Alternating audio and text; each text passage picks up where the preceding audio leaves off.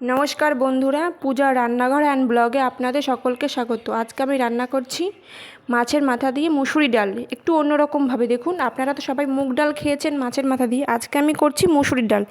দেখুন, প্রথমেই মাছের মাথাটাকে লবণ হলুদ দিয়ে মেখে নিয়েছি, আর এখানে মুসুরি ডালটাকে ধুয়ে শুকিয়ে নিয়েছি ভালো করে। এবার কড়াইতে তেল দিয়ে দিয়েছি, তেল দিয়ে মাছের মাথাগুলো একটু কড়া করে লাল লাল করে ভেজে নেব। আর ভাজার সময় একটু সাবধানে থাকতে হবে যেন ফুটে গায়ে না আসে। এই দেখুন, আমার কিন্তু মাছ ভাজাগুলো হচ্ছে, আমি উল্টে দিয়েছি আবার। এইভাবে সমস্ত মাছের মাথাগুলো ভেজে নেব।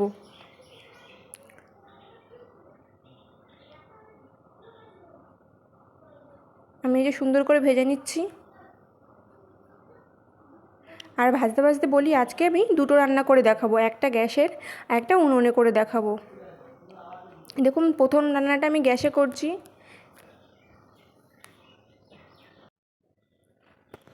দেখুন, আমার দুটো মাছের মাথাই ভাজা হয়ে গেছে। আমি একটু কড়া করে ভেজে নিয়েছি মাছের মাথাগুলো।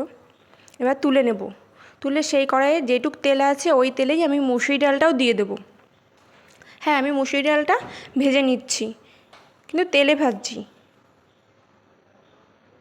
আমি এখানে পরিমাণ মতো মুসুরি ডাল নিয়েছি, নিয়ে এবার ভালো করে ভাজবো। দেখবেন তেলে যখন মুসুরি ডালগুলো পড়বে আস্তে আস্তে কালারটা কিন্তু চেঞ্জ হয়ে আসবে। তখন আপনারা বুঝতেই পারবেন যে কালারটা চেঞ্জ হয়ে আসছে, ভাজতে ভাজতে চেঞ্জ হবে। এটা আপনারা তেল না দিয়ে শুধুও ভাজতে পারেন, কিন্তু আমি তেলেই ভাজছি, যেহেতু আমার মাছের মাথার তেলটা ছিল সেই জন্য। আর তেল দিয়ে ভাজলে একটা সুন্দর গন্ধও আসে। আপনারা যখন ভাজবেন তখন বুঝতে পারবেন। এই দেখুন, আমার কিন্তু অনেকটাই ভাজা হয়ে গেছে, কালারটা পুরো চেঞ্জ হয়ে গেছে। এই দেখুন, ভাজা হচ্ছে। এবার আমি এর মধ্যে জল দিয়ে দেবো সেদ্ধ হওয়ার জন্য ডালটা। পরিমাণ মতো জল দিয়ে দিচ্ছি, এই ডালটা যেন পুরো সেদ্ধ হয়ে যায়।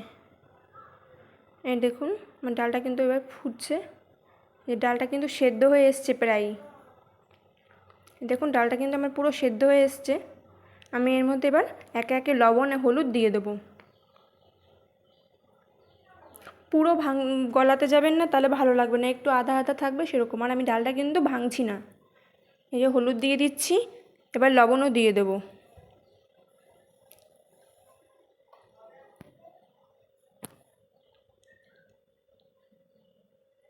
এই দেখুন, ডালটা কিন্তু ফুটে উঠছে। এবার আমি পাশে একটা পাত্রে তুলে রেখেছি। এবার ফোড়নের জন্য আমি কড়াই বসিয়ে দিয়েছি। সেই কড়াইতে এবার আমি তেল দিয়ে দেব। এই দেখুন, তেল দিয়ে দিয়েছি।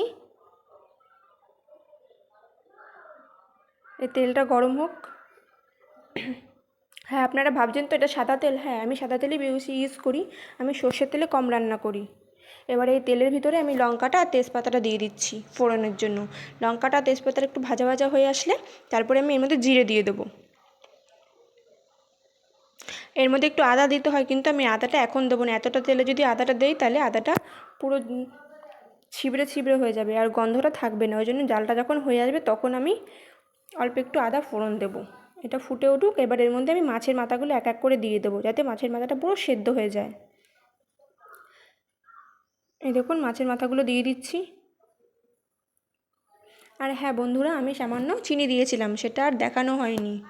আপনারা সামান্য চিনি দেবেন।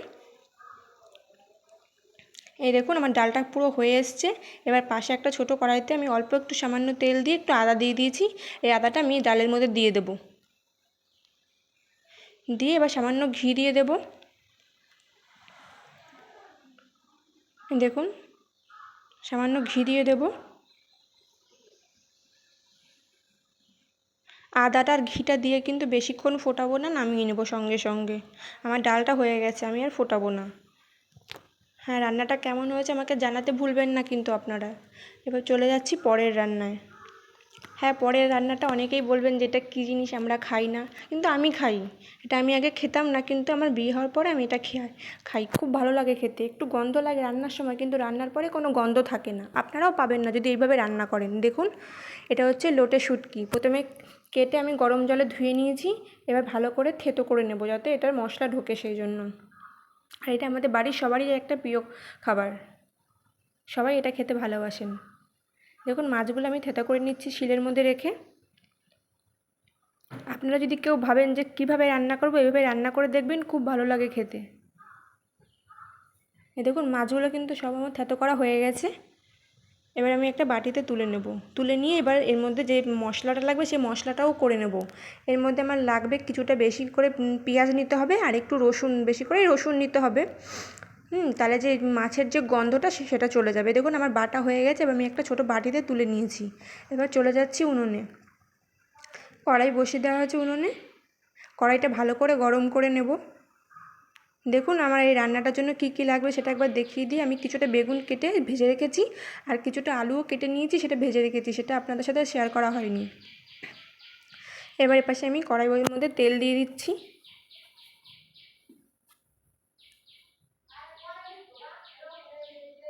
আর এই রান্নাটা আমার শাশুড়ি মা করছে। দেখুন কড়াইয়ের মধ্যে উনি এই রান্নাটা খুব ভালো করে, সেই জন্য উনিই করছে। কড়াইয়ের মধ্যে বেশি করে একটু তেল দিয়ে দিয়েছে, দিয়ে এবার লবণ দিয়েছে যাতে মাছগুলো কড়াইয়ের সাথে লেগে না যায়।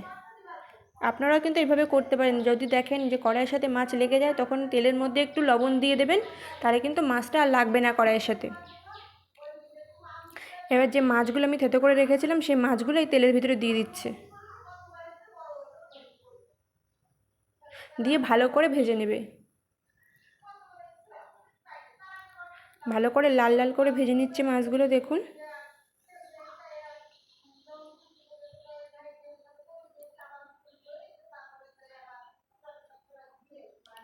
খুব সুন্দর করে ভাজা হয়ে গেছে। আর লবণটা যেহেতু আগে দিয়েছিল,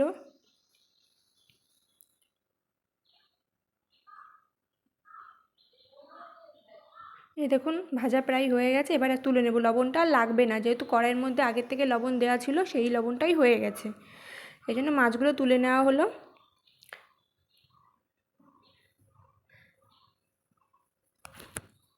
এবারে কড়াইয়ের মধ্যে আগে থেকে কুচোনো পেঁয়াজ, কিছুটা পরিমাণে পেঁয়াজ দেওয়া হলো। এই রান্নাটা একটু বেশি পেঁয়াজ লাগবে। দেখলেন তো আগে কিছুটা পেঁয়াজ বেটে নিয়েছি, কিছুটা যে ফোড়নেও দিলাম। আর তেল দেবো না, কারণ আগে থেকে যে সবজিগুলো আমরা ব্যবহার করছি সেই সবজিগুলো সম্পূর্ণটাই ভাজা আছে।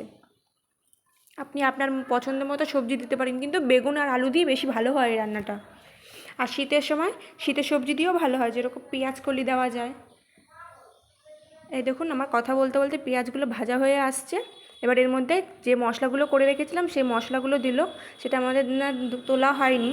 সে মশলাগুলো দেওয়া হয়ে গেল। পেঁয়াজ আর রসুন বাটা। এবার দিয়ে দেওয়া হলো লঙ্কার গুঁড়ো, একটু ঝাল ঝাল থাকবে সেই জন্য। এবার দিয়ে ভালোভাবে কষিয়ে নিচ্ছে। এই দেখুন ভালোভাবে কষানো কিন্তু হয়ে যাচ্ছে। এবার যে মাছগুলো দিয়ে রেখেছিল, হলুদ দিচ্ছে, আর মাছগুলোও দিয়ে দেবে। এবার